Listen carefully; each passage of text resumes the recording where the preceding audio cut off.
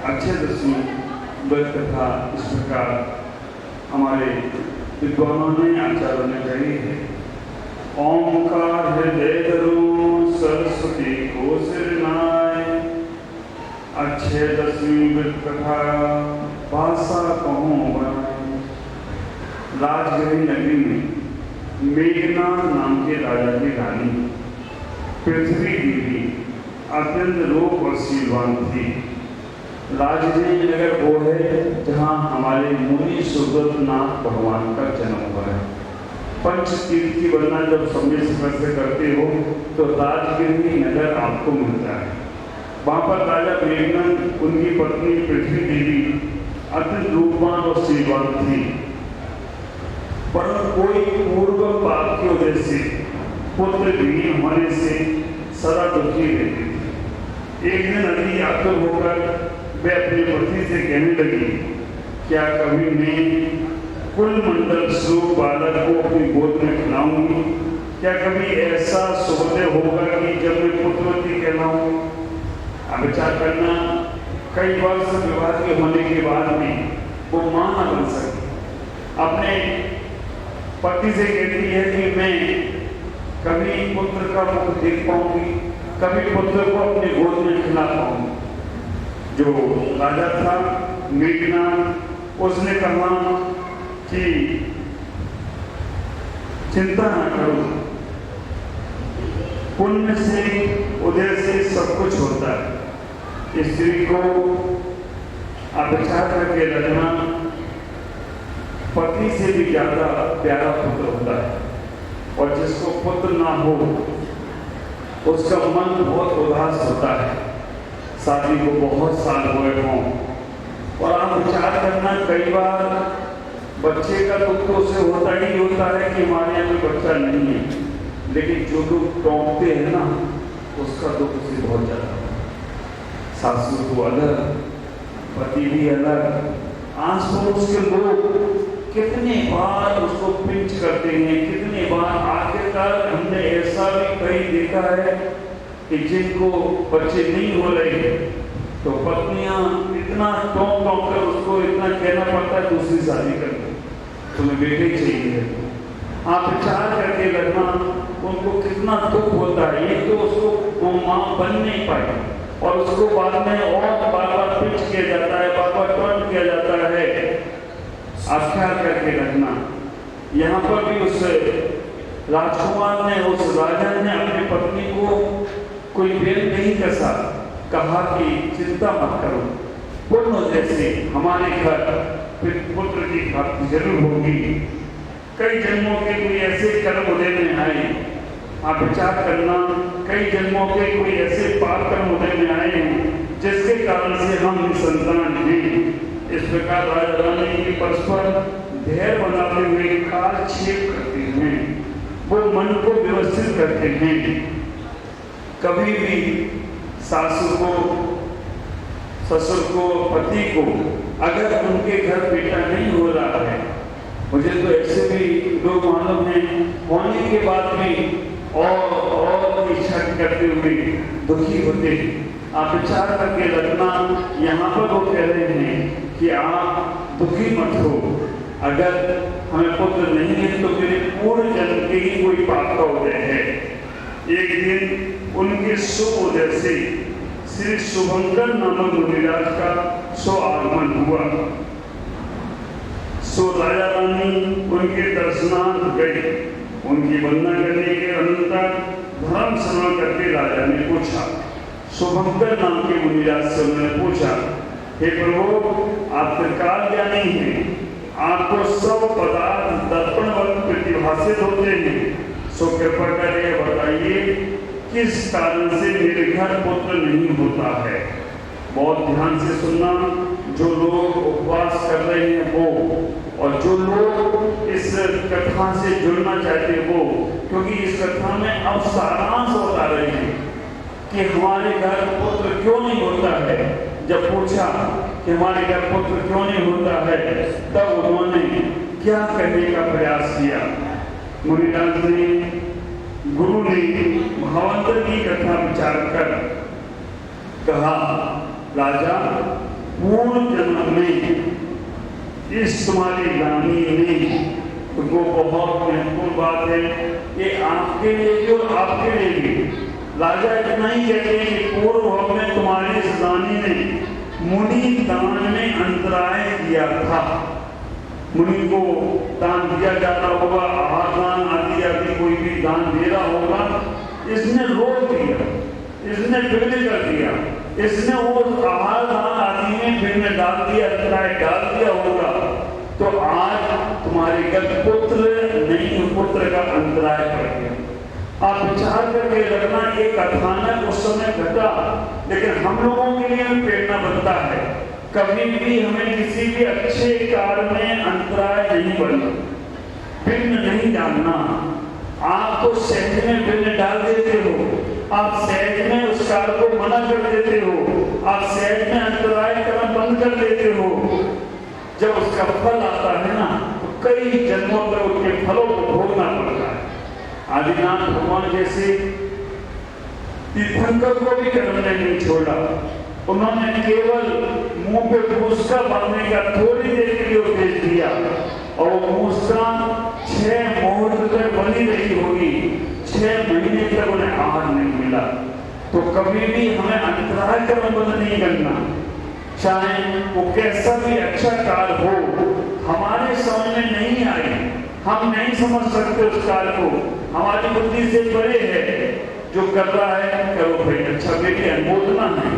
आप तो अनुमोदना भी नहीं करना तो हट जाओ, लेकिन विघ्न नहीं डालना। यहाँ कहा कि महिलाएं ने अंतराय किया था, इसी कारण से तुम्हारे पुत्र की अंतराय हो रही है। तब राजा ने कहा, प्रभु कृपा कोई यत्न बताइए जिसे इस पाप कर्म का अंत आवे।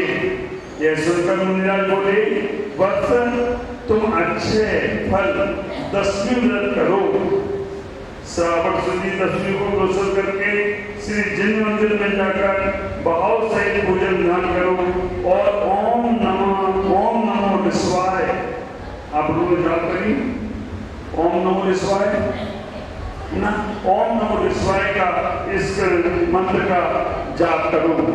इसे ये व्रत 10 व्रत करके उद्यापन करो, 10 उपकरण मंदिर जी में भेंट करो, 10 शास्त्र लिखवाकर साधनियों को भेंट करो, और भी 3 दुखी जीवों पर दया दान करो, विद्या दान करो, अनाथों की रक्षा करो, जिससे शीघ्र ही पाप का नाश हो, साथ से पुण्य लाभ हो। इत्यादि विधि सुनकर राजा रानी आई और विधि पूर्वक पालन करके उद्यापन किया। सो इस व्रत के महात्म का पुण्य पूर्व पाप के क्षय होने से राजा को 7 पुत्र हुए। उपास करने वाली महिलाओं, राजा को 7 पुत्र हुए। राजा को नहीं, रानी को हुए, राजा को नाम नहीं करना। राजा को 7 पुत्र हुए और 5 कन्याएं। कितने हो गए आप लोगों के? कितने हैं? क्या होगा तुमसे? 12 हुए। अभी हमारे ओम की बता देते ऊपर, वो 4 भाई 8 बहन, वो भी 12 ही ऊपर। आप विचार करके लगना, हमने बोला था ना एक दिन आपको कि पहले का जमाना था, बच्चे 4-5 बच्चे होते घर में अच्छे। इंदिरा गांधी ने क्या किया, हम तो हमारे लोग, मोदी ने कहा शेर एक ही अच्छा, और अब जमाना ये है ना बच्चा ना बच्ची और निगाहें अच्छी। कैसे काम चलेगा? 12 बच्चे थे। आप विचार करके रखना, हमें अब तो लोग पालोगे तो हो नहीं, तुम तो भी परेशान हो रहे हो। यहाँ पर इतना ही कह रहे हैं कि राजा ने मनोचित सुख भोगते रहे, पश्चात समाधि मन करके पहले स्वर्ग में देव हुए, और वहां से 6 मनुष्य भव लेकर मोक्ष पद प्राप्त किया। इस प्रकार भव्य जीव यदि श्रद्धा सहित यह व्रत पालेंगे तो उन्हें भी उत्तमोत्तम सुखों की प्राप्ति होगी। अच्छे दसे ग्रंथपति मेघ नाम निर्सार दीप रही पंचम गति नमो त्रिलोक समाह। आचार्य यहाँ पर इस कथा के माध्यम से हम सबको इतना ही समझाने का प्रयास कर रहे थे कि स्वर्ण दशमी व्रत कथा, जिसको सौभाग्य दशमी भी कहते हैं, इसके प्रतिपालन से पुत्र प्राप्ति, क्या हमारे अंतराय कर्म का नाश होता है? ऐसा हमारा जीवन में है। किसी से मैंने पूछ लिया कि सुहाग रश्मि व्रत क्यों कर रही हो, तो बोले पति की लंबी उम्र के लिए कर रही है, पति की लंबी उम्र के लिए। तो मैंने मजाक में बोल दिया, अगर पति की लंबी उम्र चाहिए तो उन्हें परेशान करना बंद कर दो, अपने आप उनकी लंबी उम्र हो जाए तो कोई आश्चर्य की बात नहीं है। लेकिन ख्याल करके रखना, हमें इतना ही सोचना, ये पवित्र भावनाएं हैं। एक अगर इतिहास उठाकर देखो, जितनी उपवास व्रत महिलाएं करती हैं उतने पुरुष नहीं करते। और आप विचार करके रखना, सारे उपवास व्रत नियम आज तक जो भी ज्यादा से ज्यादा हुए महिलाओं में, पुत्र अच्छा हो, पति अच्छा हो, वो सबके लिए एक भी करवा चौथ का व्रत कौन करता है? दीदी महिला है। सुहाग रश्मि का व्रत कौन करता है? महिला है ना? और कौन सा आता है? सुगंध दशमी मन करता है, सुगंध दशमी कौन करते हो? रोट कौन करता है? इतनी व्रत नियम सब तुम किस लिए कर रहे हो? पुत्र अच्छा हो और पति अच्छा। एक भी पति ने ऐसा व्रत नहीं किया कि मेरी पत्नी अच्छी हो। कोई एक आध व्रत अच्छा आप लोग कर लेते हो, एक भी व्रत ऐसा नहीं है कि पत्नी ने किया हो कि मेरी पत्नी अच्छी रहे, उसकी लंबी उम्र हो जाए। लेकिन आप विचार करना, इसको हम अपने जीवन में लेने का प्रयास करें। जो लोगों ने उपवास किए हैं उनकी बहुत बहुत अनुमोदना करता हूँ, बहुत बहुत आशीर्वाद देता हूँ। भगवान उनके जीवन के अंतराय कर्म खत्म हो और वो अपने जीवन में अंतराय कर्म खत्म करके अपने जीवन को परमात्मा तक पहुंचाने का प्रयास करें। आज उन्होंने एक उपवास की शक्ति की है, आगे आने वाले समय में कमला क्या बोल रहे थे? पतियों को भी बोलना पड़ेगा, एक साथ में तो बात पत्नियों के लिए करें। सही बात। और जिससे मैं बोलता हूँ कि भाई एक उपवास अनंत चतुर्दशी का करवाएंगे, सब पत्नियों के लिए उपवास। आप विचार करके रखना, हमें इतना ही सोचना है, ये व्रत उपवास संयम क्यों किए जा रहे हैं? क्योंकि हमारे अच्छे जीवन के लिए। और व्रत उपवास संयम नियम हम इसलिए लेते हैं कि हमारा जीवन बहुत आनंदमय हो। वैसे हमारे आचरण में, आगम में, जिनागम में कहा है कि समाधि की साधना जिसे करना है, समाधि की साधना जिसे करना है, वो व्रत नियम संयम जरूर करना चाहिए।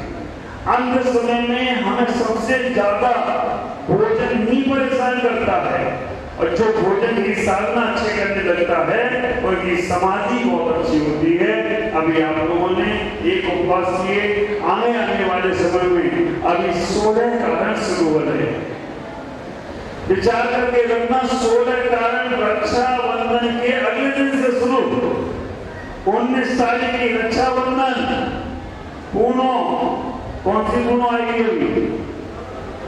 हाँ, सावन पूर्णो आएगी। आप विचार करना, पूर्णों के बाद एकम से 16 कारण शुरू हो रहे हैं। 16 कारण 32 दिन चलेंगे।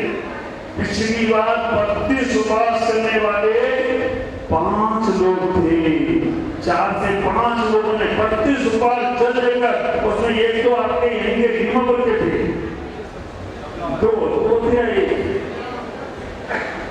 विजय समलावर। आप विचार करना, मन अपना के रखो कि हमें 16 उपवास के 32 उपवास की 16 कारण की साधना करना है। 32 दिन कंटिन्यू कर सको तो बहुत अच्छी बात है, ना कर सको तो एक दिन भोजन, एक दिन उपवास, ये भी साधना आप कर सकते हो। 32 दिन पानी लेके रह सकते हो, नहीं तो 16 काल के 16 उपवास के मन बना के रखना। और नहीं कर पाओ तो इस बार चातुर्मास में 10 उपवास का मन सब लोग बना के रखना कि मैं 10 उपवास की साधना करना है। मन तुम बनाना, कराने दूंगा। और आप भी कहोगे जीवन में मैं पहली बार कर रहा हूँ, आप चिंता नहीं करना, इतना ही विचार करना, मन तुम बनाओ, बाकी के सब काम उसमें सौंप देना।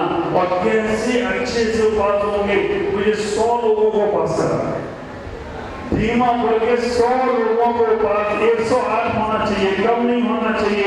इसलिए अभी से प्रैक्टिस कर लो उपवास की। नहीं तो अभी से डबल खाना शुरू कर दो, महाराज उपवास कर ले। आज इतना ही मन बना के रखे कि हम ज्यादा समय नहीं लेंगे, क्योंकि ऊपर बहुत काम होना है। तो अभी इतना ही कहूंगा कि आप अपने जीवन को व्यवस्थित बनाएं और बहुत आनंदित बनाएं। हम 16 कारण या 32 उपास या 10 उपास की साधना जरूर करें। सभी को मेरा बहुत बहुत मंगल में आशीष, आपका जीवन मंगल में हो, आपका जीवन आनंद में हो। ओम नमः जय गुरुदेव।